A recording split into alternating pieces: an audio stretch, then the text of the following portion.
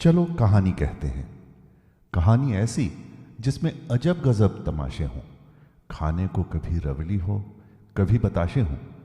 कहानी ऐसी जिसमें जलेबी सा रस भरा हो। कहानी ऐसी जिसे सुन ले तो मन का कोना कोना हरा हो। चलो कहानी कहते हैं।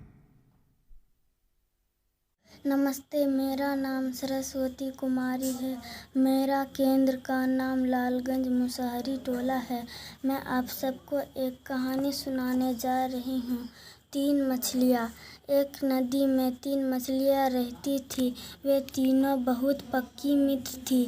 पहली मछली सदा मुसीबतों का सामना करने में विश्वास रखती थी। दूसरी मछली सदा समय से पहले कार्य करने में विश्वास रखती थी। तीसरी मछली सदा इस बात पर विश्वास रखती थी कि किस्मत में जो भी लिखा होता है वही होता है। एक दिन नदी के किनारे 2 मछुआरे खड़े थे। तीनों मछलियों उनकी बातें सुन रही थी। एक मछुआरा बोला, मित्र, हम इस नदी की मछलियाँ कैसे पकड़े? दूसरा मछुआरा बोला, मेरे विचार से हमें कल सुबह सुबह आना चाहिए। दोनों की बातें सुनकर दूसरी मछली अन्य मछलियों से बोली, मित्र, हमें इस नदी को छोड़कर किसी अन्य सुरक्षित स्थानों पर चले जाना चाहिए। इस पर पहले मछली बोली, नहीं, हमें रहना चाहिए क्योंकि हमारे पूर्वज भी यहीं पर रहते थे।